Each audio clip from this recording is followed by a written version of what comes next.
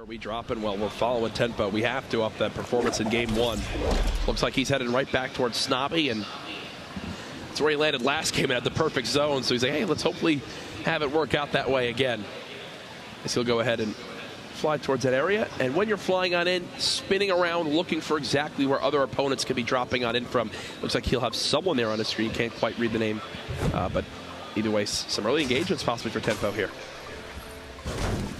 Unlucky loot location came around with just some ammunition. You see a lot of these players, even while traveling, they're going to smack every single any material source they can, because early game fights, courage, one or two builds can make the difference between winning a 1v1 or not. And look, Slaying inside the house came up with a chug jug. He's got a blue AR already, and Tempo sitting on a gray tactical shotgun at this range is not going to be nearly effective.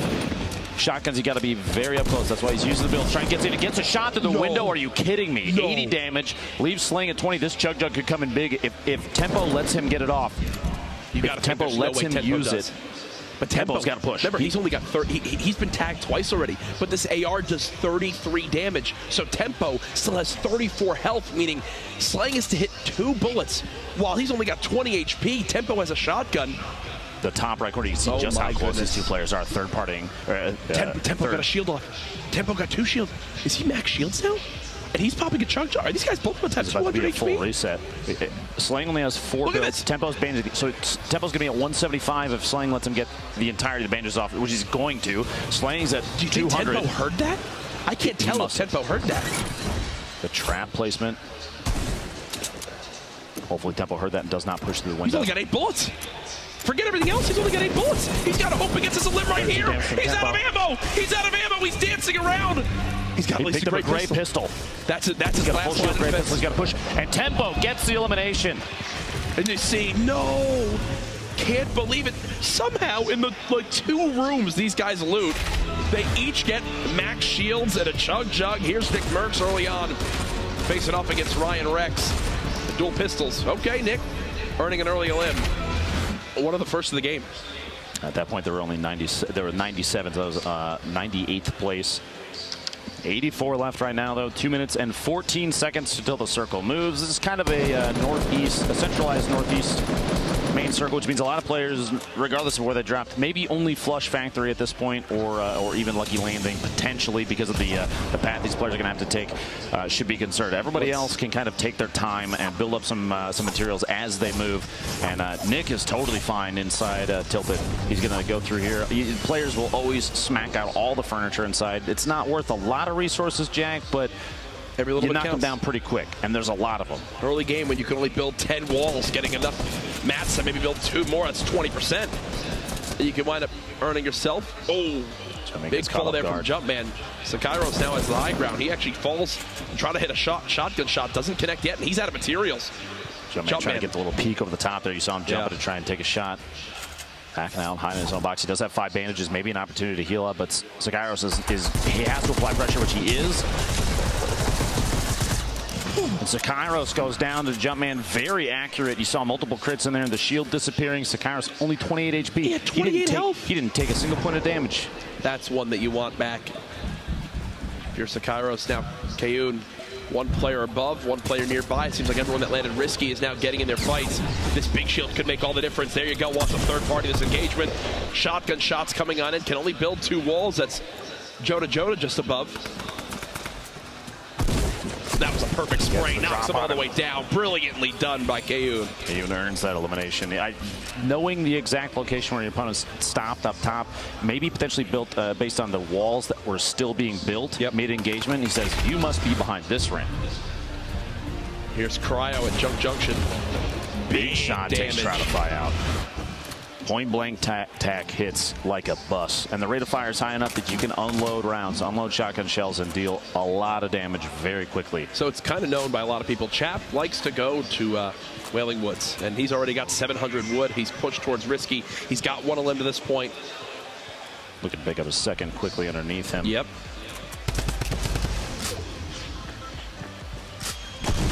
He hears the double barrel. Now that it's been shot once, I think this is Chap's green light to go for this. Try to stop him from getting the reload off.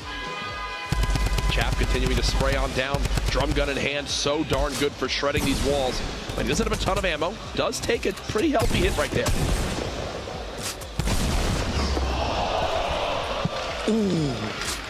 Kaiden picking up his second elimination. Ooh, you heard the reaction from everybody here.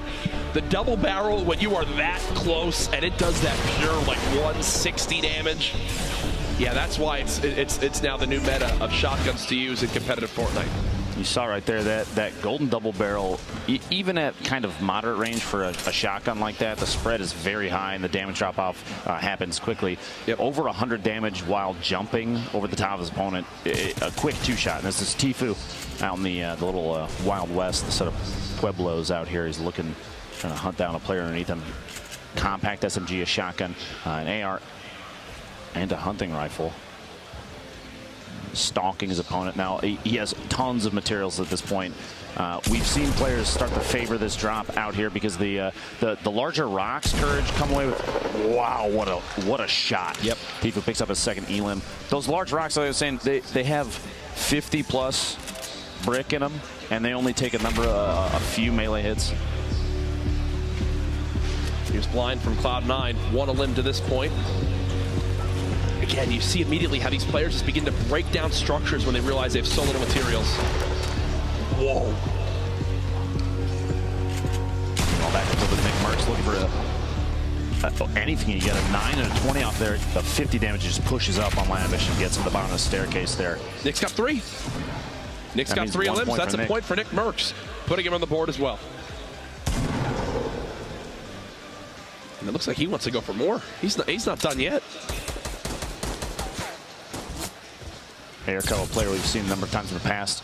It looks like Nick Merckx might be getting third-party. Multiple players here in Tilted as he's trying to back out of this engagement and saying that the position I'm in right now, he's getting shot from above. It's not good enough to go for an engagement that somebody already has the top down on him. You've seen the feed Tyler's getting double flower out. Here to Derp going down to a 189-meter rifle shot, but Nick found a chug jug. Nick's like, sure, I'll take that. That sounds good to me, my friend. And Nick is one of the best players at navigating Tilted, right? Knowing the ins and outs, the little escape routes you can have right there, just sneaks away in towards this new building. Uses that chug jug to get to max HP. This is Crunch, who we highlighted a little bit back in game 1 with his quick edits and his fast building. And right there, shows off the edit power, gets that a limb.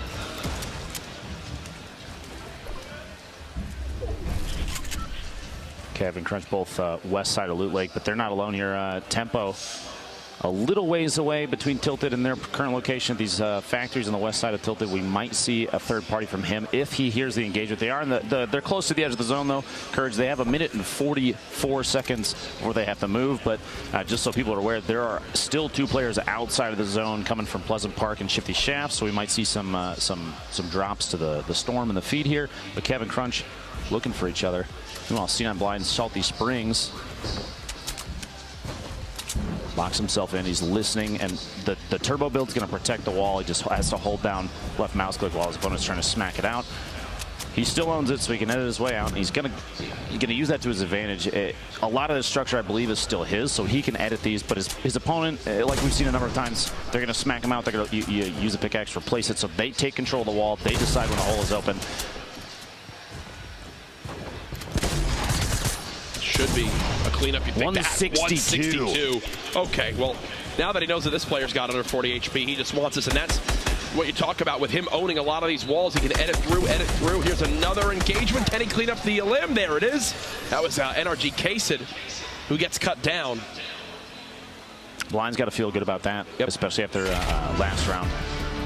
I love seeing these players improve on their own gameplay, but Double Flowers stuck inside the house, already super low HP, walks in on Flowers, trying to use turbo build to keep his opponent out, but it wasn't fast enough, and he had already been through the wall location, gets a shot off, a very easy elimination just because of the low HP of Flower already.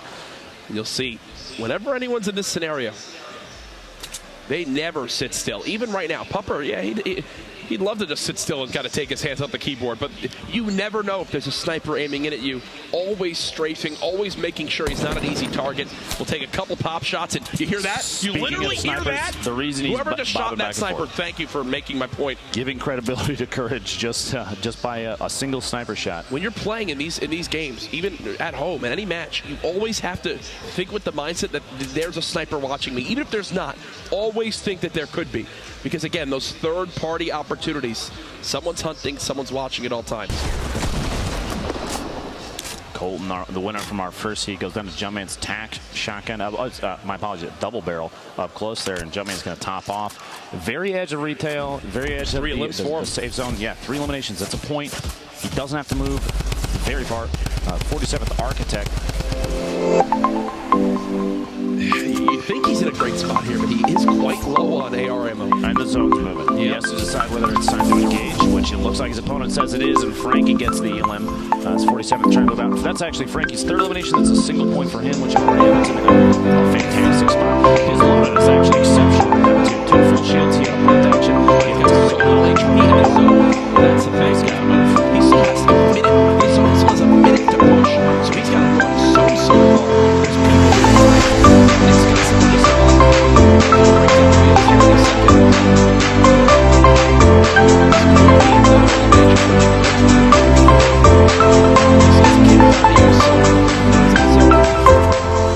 okay position. Trying to match the building. Wheels are on the same level now. Nick trying to swap that shotgun. There's the elimination. Shot on wheels. Nick Burks hasn't been stopped yet,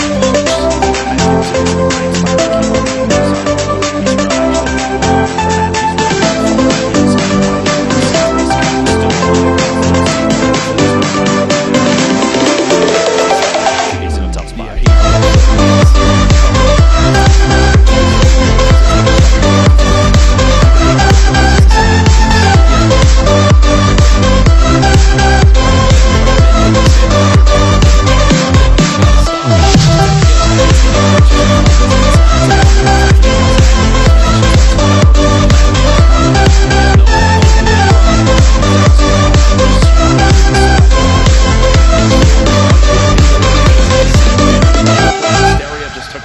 Keep it up.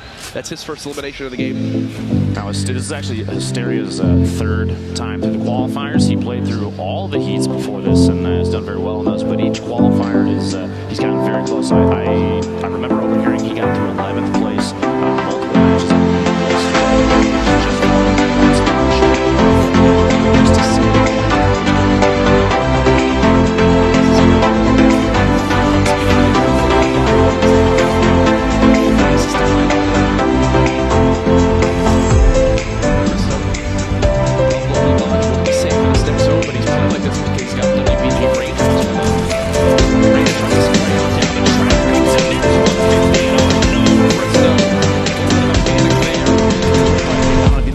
Was he attempting to...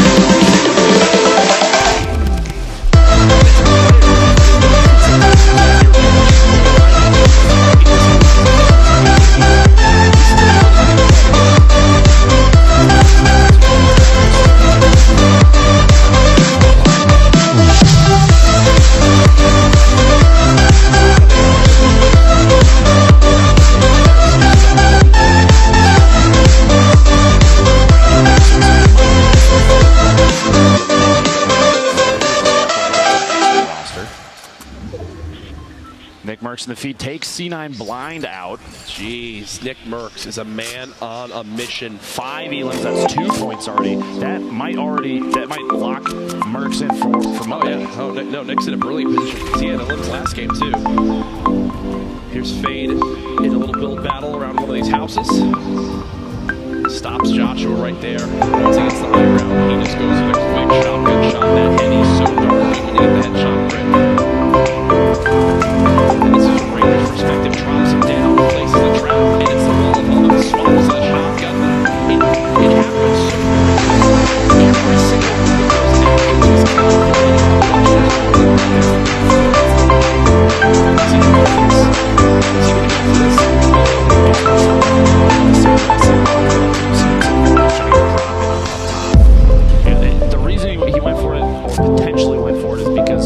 hit one at the top of the tower. He's got 6. He was in a. He was already in the game.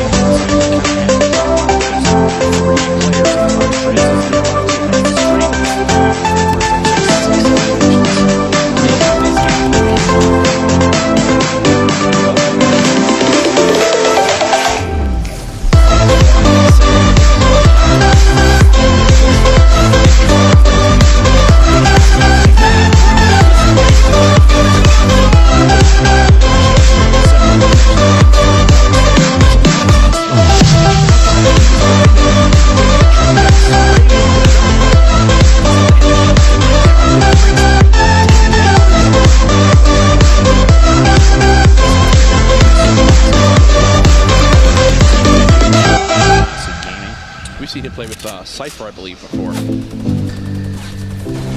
That's from C9 and 5. Minigun, freak, panic building. The minigun shreds if he lands on those hip flyers. We saw that yesterday.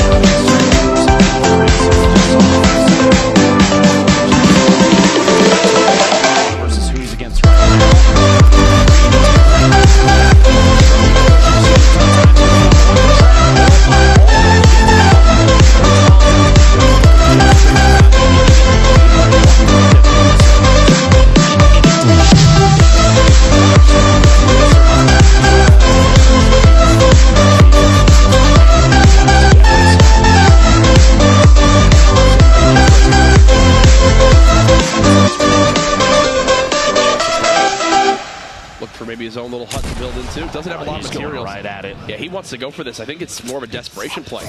Boxing himself literally next door, trying to. He's going to take ownership of some of these, or potentially even knock him down. We'll see here in a sec. He's decided to layer himself up. He knows that Tyler's above him, is getting shot from a third party, and there's a number of players around him. So he says, "I'm not going to expose myself too much right now. You guys fight it out. I'll wait to see if I can pop out." He only has very little materials left. But Tfue in the feed, you saw there, just got an elimination on Rex. The fight here, Crispy deciding it might be time to make a move. Relocating, trying to build up all these layers, as many as he can. He's going to push up. He's out of materials, though. 7 wood, 7 brick. Oh, no.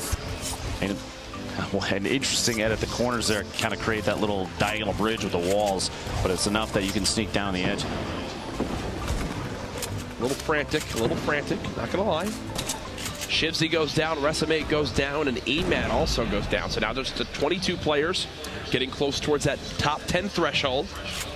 Crispy's right here to kind of keep quiet. You see in the top right, there's 4 or 5 players in the area around them, all kind of building and layering on top of each other just to try and stay safe as the circle is going to get ready to move here. Just listen to how much is going on around him. And he's got no materials. He can't do anything. It's Kayun's 3rd elimination. Go ahead and swap to replay this. Quick little edit on the window. Takes JP2 out. Tempo, I'm assuming, just eliminated Young Prism. You see there in the feed. Perfect. That's 2 eliminations. Look at his reaction. Like, oh, gosh. He's got max wood, 200 brick. He's in a decent position because right now, you see this mountain that's next to him, that's natural cover that he can use. He can push up the left side of the map once the circle starts to move. Tfue over here, 3 eliminations, that's 1 point. So he's in a better position than it was even last game. I'm going to say right now, for the big names that we've seen participate, this has been some of the best performances so far, right? Oh, yeah. Where, like, Nick Merckx, Chap, Tfue all putting out a good show. Tfue, Nick Merckx, already, Tempo, already with points on the board. Sitting in great positions to qualify for tomorrow.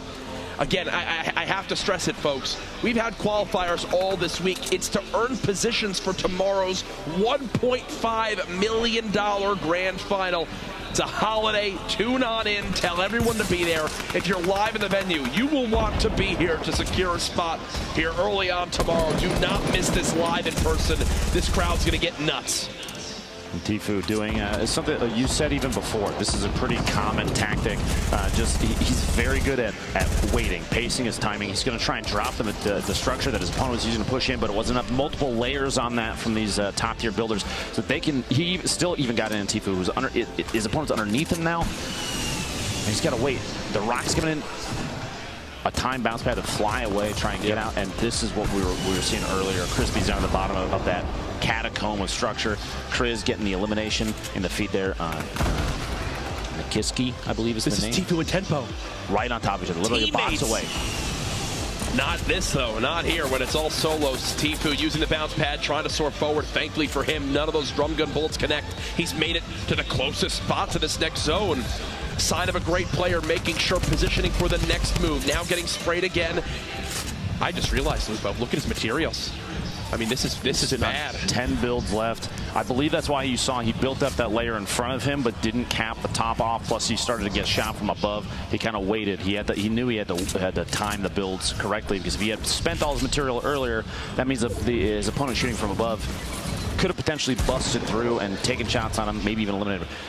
You see there, he actually flew early. He made it into the zone, Tfue, but this is where things get crazy. Courage. Everybody's moving at the same time. 4 eliminations for Kriz here. 1 more gets him a second point, plus there's 16 left. 6 more players go down. That's another point for anybody left remaining. Kriz has all these shields. Going to get back up to 100 shields. Still 16 players left. Expect a few to begin to drop here. Fade takes down Jayamak. You see Cryo lost to the storm. Another engagement going down as Crispy's trying to sneak on in. 14 players left. Crispy still has no builds. Tfue eliminates Base Soldier, which will maybe give him materials to hold on to. As Triz, yes, he gets 500 wood. That's a game-changing elim for Tfue. Remember, folks, in game 1, Tfue died to Chap when he was 1 elim and 1 position away from earning 2 points. Here, he's earned 1 point this game and another elim plus 2 more elims in the total game. Top 10 would get him another. Now, we were watching Crispy a second ago. He was sitting on 7 and 7 for his wood and brick, and you saw he made his way in underneath. He's in the bottom, and he hid next to a tree, but opted not to knock it down because the tree, the setup inside that little catacomb, the builds that are around it, he's totally covered. He can hide in the bottom of the tree, and players that are sneaking by, he might get the drop on him. He might have an opportunity for another elimination rather than knocking the tree down and coming out with maybe 30 wood. There's 3 builds that it will get knocked down so fast it might not matter. Tenpo in a fight with Bumboy. There's another elim for him. Tfue just trying to position himself. Already in that next zone. Made it to 11th. This is where he died last time. Not the case here. Tenpo gets another. Everybody that's left alive right now does get +1 point. They're all top 10. Kriz coming away with a double in the shotgun eliminations of the feed. Crispy then follows up and takes Kriz out with an SMG. And Tfue trying to establish himself up top somewhere safe. He's 6 remaining, 4 eliminations. He needs 1 more for another point. He wants those, Matt. He wants that loot so bad. He better. He's got 15 builds left total. And he's going to start to use them to try and get up top, opting out of going after those. But the Rockets coming in saying, nope, you got to go back down. Now's the time to try and make a positional decision. He's got to go down. That's exactly what he's going to do. He doesn't want to take too much fall damage. He's going to push in the zone. He's in the bottom fighting now. Tfue gets another one. That's 5 elims. Makes it to top 3. 2 left. All the loot's falling to Tfue. He's trying to drop on down. Can he drop his opponent in time? Tfue spraying out the build. Here he comes. Are you kidding me? Tfue with the win and the pop-off celebration. Dramatics in the final moments there. Tfue, a heartbreaking game 1, gave him the fuel.